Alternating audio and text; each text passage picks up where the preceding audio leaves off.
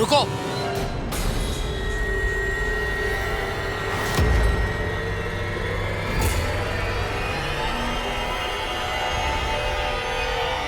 मैं भी तुम्हारे साथ चलूंगा।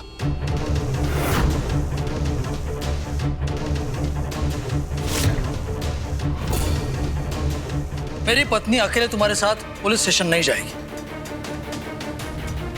अब तुम अनुप्रिया के पति को उसके साथ चलने से रोक तो नहीं सकते ना?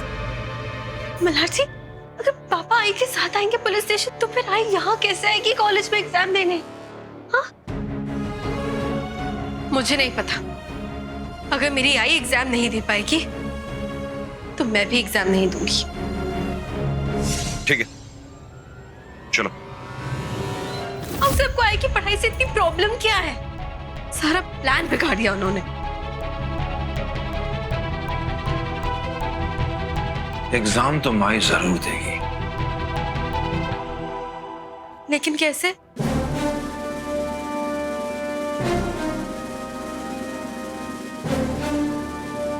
जैन सर। सार्थक काका और माई के साथ साथ अतुल मामा भी आ रहे हैं। अब मेरी बात ध्यान से सुनो। तुम्हें केस नंबर 456 याद है? जी सर, एकदम अच्छे से याद है सर। बिल्कुल वैसा ही करना है।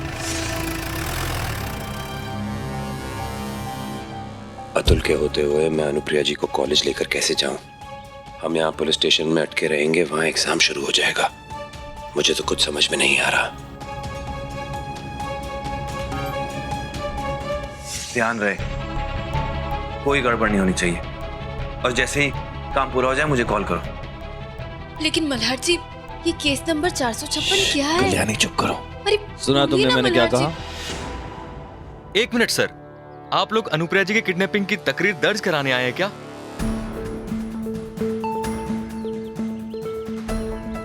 जी। आइए आइए। एक मिनट सर, आप रुकिए। क्यों? अनुप्रिया मेरी पत्नी है और उसकी किडनैपिंग की तकरार है, तो मैं अंदर क्यों नहीं जा सकता?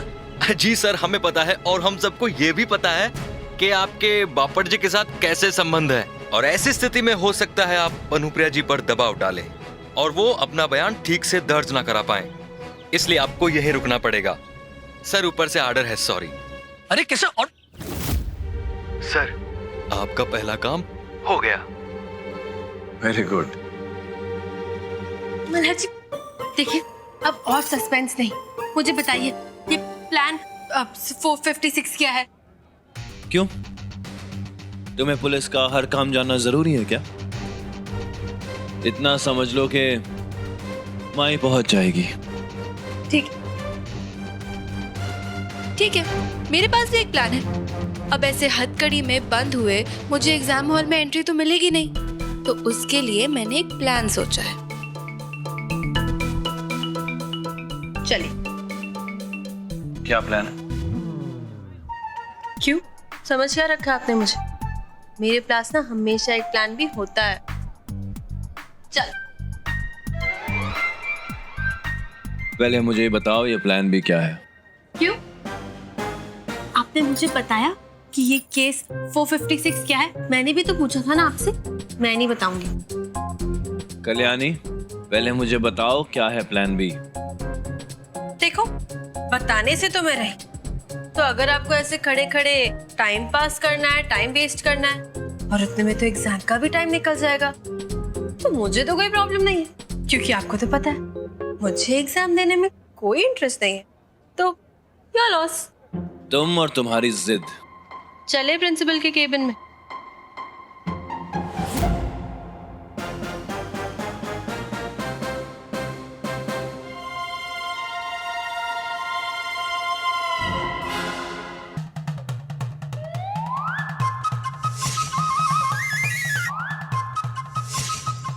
डोंट वरी कल्याणी, तुम अपने हस्बैंड के साथ एग्जाम में बैठ सकती हो।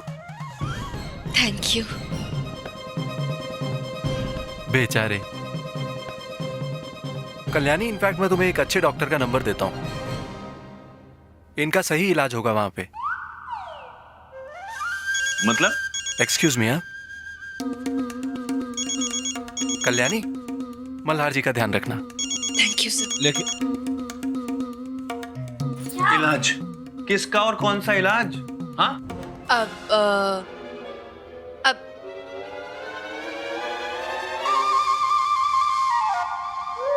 डिमेंशिया यानी भूलने की बीमारी। हाँ, डिमेंशिया है मुझे, भूलने की बीमारी है मुझे। हाँ, और वो भी कैसे? बाथरूम के नल से सर टकराने की वजह से। हाँ कल्याणी, और क्या है ये? कौन डॉक्टर है ये? कौन है ये? MMR कहाँ से लाई हो तुम ये? खुद के बच्चे का नाम नहीं पहचाने? मेरा बच्चा MMR मोक्ष मल्हार राणे। MMR कल्याणी, क्या बकवास है ये? मल्हार जी आप बहुत अनग्रेटफुल है। एक तो आपको मुझे थैंक यू बोलना चाहिए क्योंकि ये आपकी खुशी है मल्हार जी। आप ही चाहते थे कि मैं एग्जाम दूं और मेरे इस एक लेटर की वजह से मैं एग्जाम दूंगी। अरे कितना ग्रेटफुल है आप। कल्याणी, हद होती है।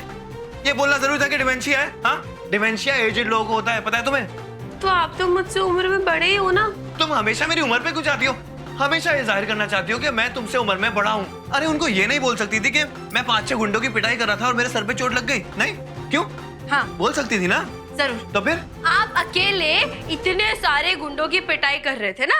हाँ? क्यों नहीं कर सकता? कोई फिल्म चल रही है क्या जो मेरा यकीन कर लेते? अरे नहीं कर सकता क्या मैं? मल्हार जी देखिए, ये सब ना सिर्फ फिल्मों में होता है और मुझे ना बहस नहीं करनी है। मुझे उस वक्त जो सही लगा मैंने वही लेटर में लिखा। और हाँ, मैंने तो अपना काम कर दिया, लेकिन जब तक मेरी आई नहीं आ जाती ना, मैं एग्जाम में नहीं बैठने वाली। भूलना मत। क्यों? मुझे तो डिमेंशिया है ना अभी। हाँ मल्हार जी, आज ही मेरा एग्जाम है और अभी अभी हम लोग मेरे कॉलेज आए हैं। ठीक है, प्रिंसिपल सर ने हमें परमिशन दे दी है, आप मेरे साथ बैठ सकते हैं। मैं आपको सब याद दिलाऊंगी। Thank you sir. चलिए आ जाइए। सार्थक जी, मुझे बहुत डर लग रहा है। ये मुझसे नहीं होगा। अगर अतुल को पता चल गया ना तो बहुत बड़ी मुसीबत आ जाएगी। नहीं नहीं, ये परीक्षा रहने दीजिए। हाँ अनुप्रिया जी, कैसी बातें कर रही हैं आप? देखिए, घबराइए मत, मैं हूं ना। सार्थक जी, समझने की कोशिश कीजिए। कैसे चुपके से परीक्षा देने की हिम्मत नहीं है मुझ में। अनुप्रिया जी, आप कल्याणी के लिए इतनी लड़ाइयां लड़ती हैं, आप अपने लिए एक लड़ाई नहीं लड़ सकती हैं? अरे मैं कोई बात नहीं सुनना चाहता, आप ये परीक्षा देंगी बस। सर मैं बाहर हूँ, अतुल जी को देखता हूँ।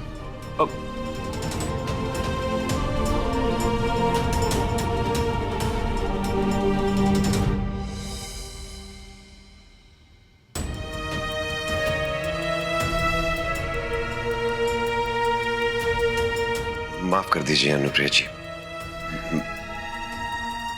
मैं ज्यादा बोल गया। आप बस घबराइए मत।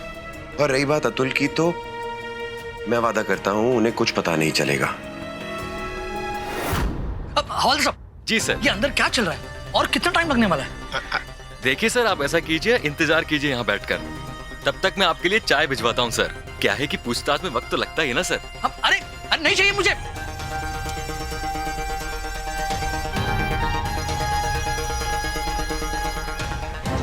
बेवकूफ समझ रखा मुझे। मैं अच्छी तरह जानता हूँ ये मल्हार की कोई चाल है ताकि तुम लोग अनुप्रिया को परीक्षा देने के लिए कॉलेज ले जा सको। लेकिन मैं भी देखता हूँ अनुप्रिया कॉलेज कैसे जाती है।